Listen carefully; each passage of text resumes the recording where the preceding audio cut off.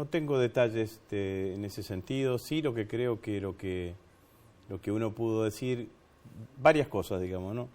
¿Por qué demoró tanto el acuerdo? Es porque nuestros negociadores no fueron siguieron la máxima jaurechana que decía que no hay que ir al almacén con el manual del almacenero, digamos. Nuestros negociadores fueron a negociar en el marco de la negociación con el fondo, defendiendo los intereses de la Argentina.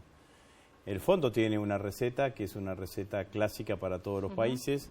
Nosotros tratamos de transmitirle que la crisis que hoy vive la Argentina no es una crisis económica clásica porque sigue habiendo aumento del consumo, se sigue generando empleo, hay sectores económicos que siguen creciendo, sino que es una crisis que podríamos denominarla una crisis de la balanza de pagos. Nos faltan 20.000 millones de dólares que no tuvimos este año por la sequía. El otro día me decía que salieron por la hidrovía 1.100 barcos menos que el año pasado para tener una dimensión. Y esos 20.000 millones de dólares menos hace que tengamos una situación de administración exigua, administración muy finita de la cantidad de reservas que tenemos. Y lo que finalmente se terminó imponiendo en la negociación es este criterio. Entonces las medidas que se tomaron, que yo escuchaba la explicación tuya antes de ingresar acá, claramente van en el sentido de recomponer reservas. Sí, ahora, entonces, Agustín, recomponer reservas en el sentido de transitar el tiempo que nos queda hasta noviembre, diciembre, que cambian las condiciones estructurales de la economía argentina, porque vamos a tener una buena cosecha fina y porque además el año que viene no vamos a tener sequía y vamos a tener funcionando en un 100% el gasoducto Néstor Kirchner. Ahora, ¿esto significa una pequeña devaluación? La pregunta es si habrá una devaluación mayor en los próximos meses. Y para algunos es una medida que puede causar un impacto en la inflación en la próxima medición por encima de lo que ha dado la última medición del 6%, ¿no? Que puede impactar y otra vez la inflación irse para arriba. Devaluación es justamente lo que tratamos de evitar. Bueno, pero hay un pequeño salto, en realidad lo que hicimos fue focalizar una serie de medidas que tienen que ver fundamentalmente con estar destinada a recomposición de precios. Es cierto que hay determinados productos y determinados bienes que para importarlos va a haber que pagar más, y es cierto también que hemos extendido este dólar agro hasta el 31 de agosto. Lo que sí hay que decir claramente, el mes pasado tuvimos 6% de IPC y tuvimos 4,3% de alimentos. Todos los alimentos que están incluidos dentro de la canasta básica y los medicamentos no están alcanzados por ninguna de estas medidas. Así que fundamentalmente en lo que significa la canasta familiar no tiene que haber ningún tipo de impacto. Me meto un poco en los discursos de campaña a propósito de estas medidas, porque en las últimas horas se lo escuchó a Larreta decir que era un parche, esto que se estaba anunciando. En los últimos días es recurrente también el argumento que este es el plan llegar, el plan platita, para llegar a las elecciones. ¿La respuesta de ustedes? El peludo de regalo que es el Fondo Monetario nos lo dejaron ellos, ¿no? Nosotros no lo trajimos al Fondo Monetario en la Argentina.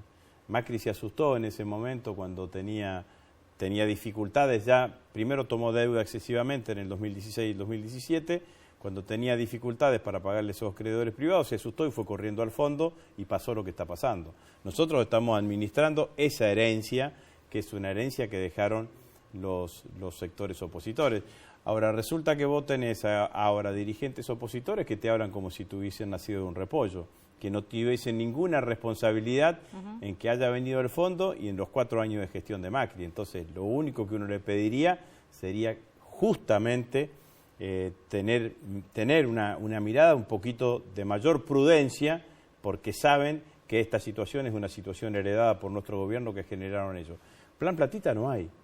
Lo que hay es un plan mirando hacia la Argentina del futuro, porque lo más importante que hemos hecho en estos meses ha sido la inauguración del gasoducto Néstor Kirchner.